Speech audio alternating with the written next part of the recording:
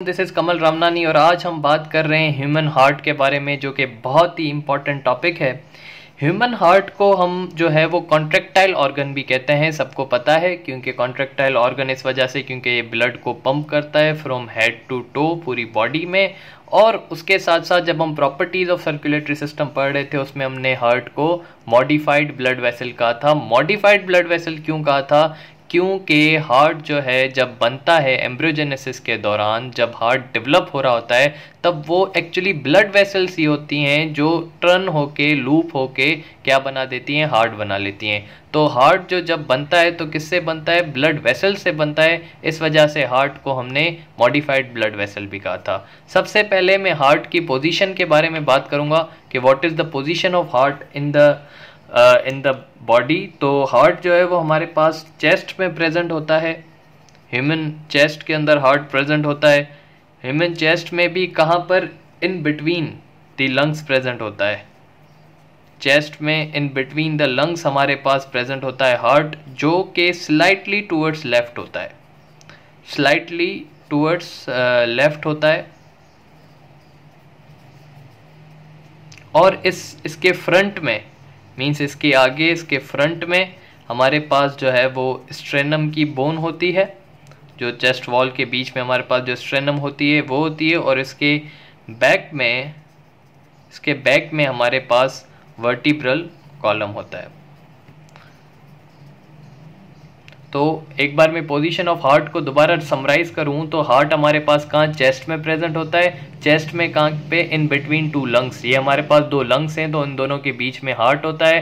Heart हमारे पास slightly towards the left होता है। उसके फ्रंट पे, मीन्स हार्ट है ये हमारे पास, फॉर एग्जाम्पल ये मेरा हार्ट है, तो इसके फ्रंट में जो है वो स्ट्रेनम बोन होती है और इसकी बैक में हमारे पास वर्टिब्रल कॉलम होता है। ये पोजीशन होती है हार्ट की। अगर इस सारे सिस्टम को मैं एक वर्ड में कहूँ तो एक वर्ड में मैं कह सकता हूँ कि दिस होल सिस्टम इज मीडियास्टेनम। अगर कोई पूछे कि हार्ट हमारे पास कहाँ होता है, अगर मैं कहूँ चेस्ट में इन बिटवीन द लंग्स, आगे स्टेनम, पीछे वर्टिब्रल कॉलम, या पूरा ये कहूँ या कहूँ कि हार्ट हमारे पास मीडियास्टेनम में होता है, तो वो भी सही है। सब इन सारी चीज़ों को मीडियास्टेनम ही कहा जाता है।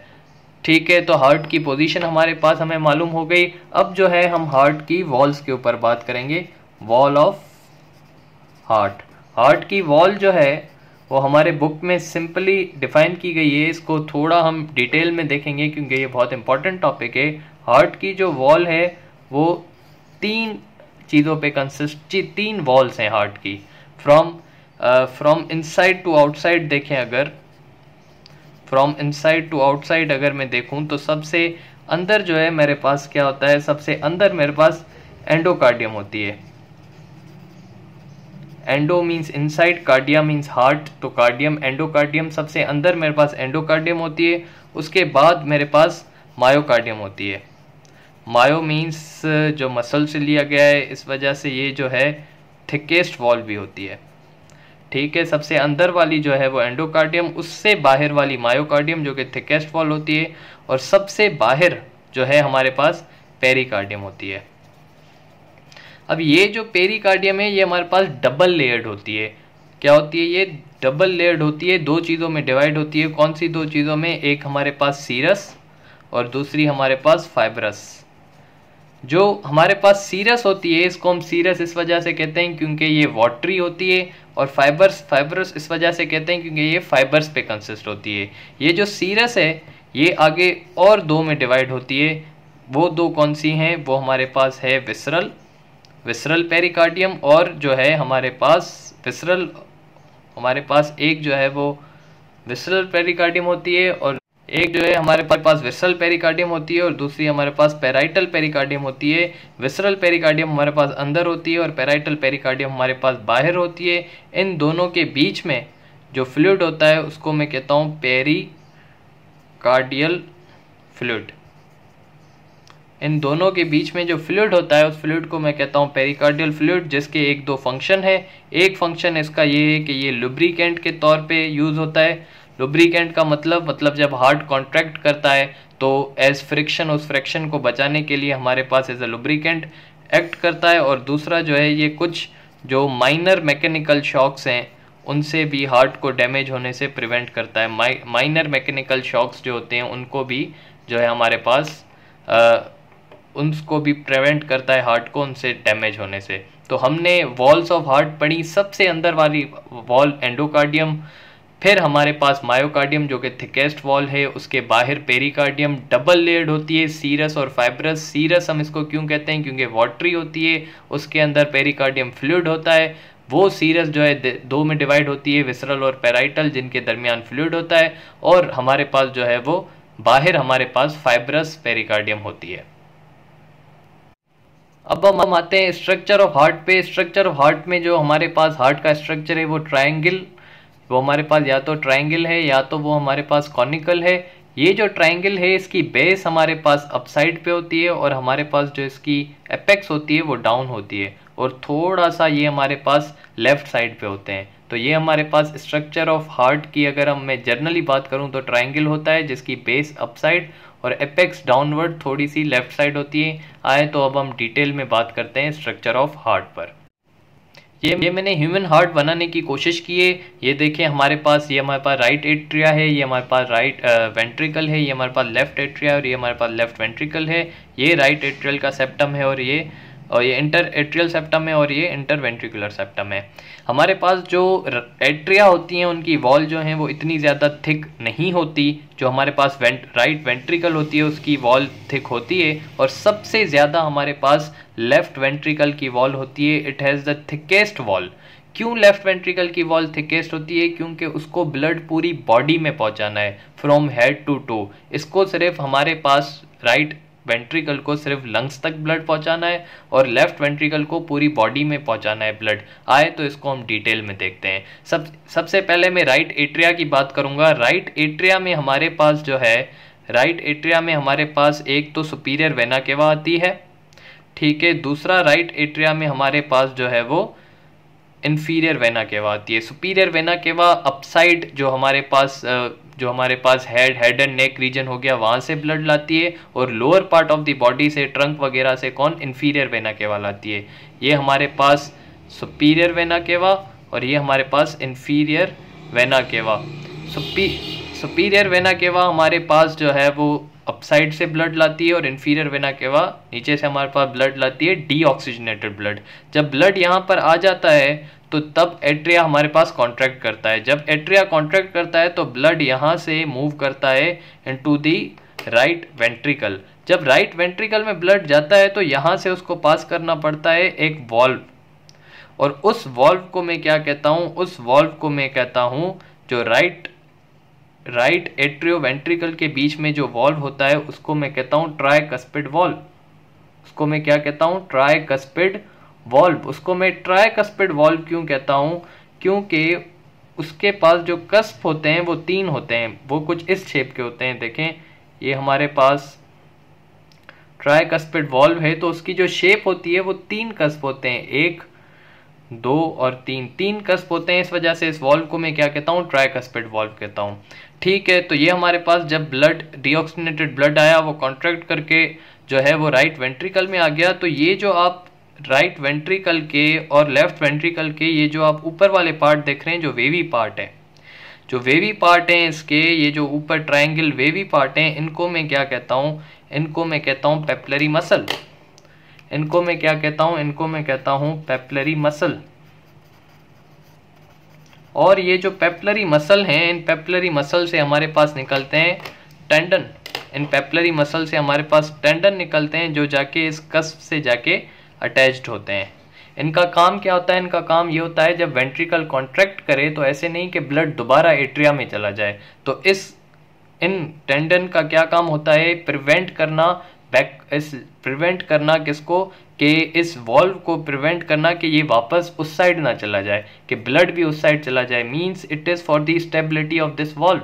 ऐसे नहीं ज़्यादा कॉन्ट्रैक्ट होने की वजह से ये वॉल्व ही अपनी जगह से हिल जाए। तो इसको मैं क्या कहता हूँ, इन टेंडन्स को मैं क्या कहता हूँ, कॉर्डनी टेंडनी।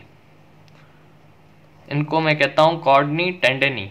कॉर्डनी टेंडनी वो टेंडन है जो दोनों साइड पे प्रेजेंट होते हैं हमारे पास, जो हमारे पास दोनों साइड पे प्रेजेंट होते हैं, पेपलरी मसल से निकलते हैं और वॉल्व की स्टेबिलिटी के बहुत ज़रूरी होते हैं। अब हमारे पास जो है वो हमारे पास लेफ्ट एट्रिया है। लेफ्ट एट्रिया में हमारे पास क्या आते हैं, पल्मोनरी वेन्स आती हैं। कितनी पल्मोनरी वेन्स आती हैं, 4 पल्मोनरी वेन्स आती हैं। हर लंग्स से हमारे पास 2 वेन्स आती हैं, 2 राइट लंग से 2 लेफ्ट लंग से आके लेफ्ट एट्रिया में प्योर ब्लड लेकर आती हैं और वहाँ पे आके पोर करती हैं। जब प्योर ब्लड यहाँ पर आ गया तो एट्रिया के कॉन्ट्रैक्ट होने से वो कहाँ चला जाएगा, लेफ्ट वेंट्रिकल में चला जाएगा।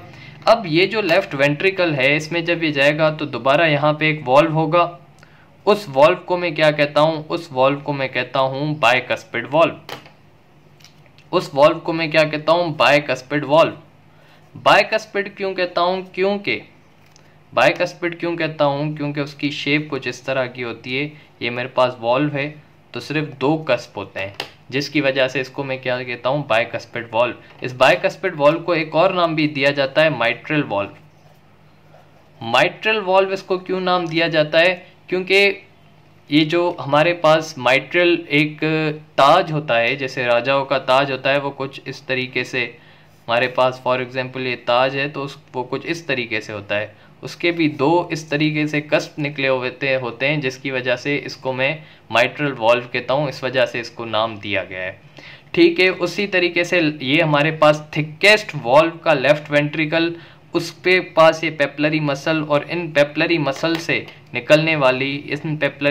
निकलने वाली कॉर्डनाई टेंडनी क्या करेंगी, इस वॉल्व को स्टेबल रखेंगी। ऐसे नहीं है कि लेफ्ट वेंट्रिकल कॉन्ट्रैक्ट हो, वॉल्व भी अपनी जगह से हिल जाए और ब्लड बैकवर्ड फ्लो कर जाए। नहीं, ये पेपलरी मसल से टेंडन निकलेंगे, कॉर्डनाई टेंडनी, जो इसको स्टेबल करके रखेंगे।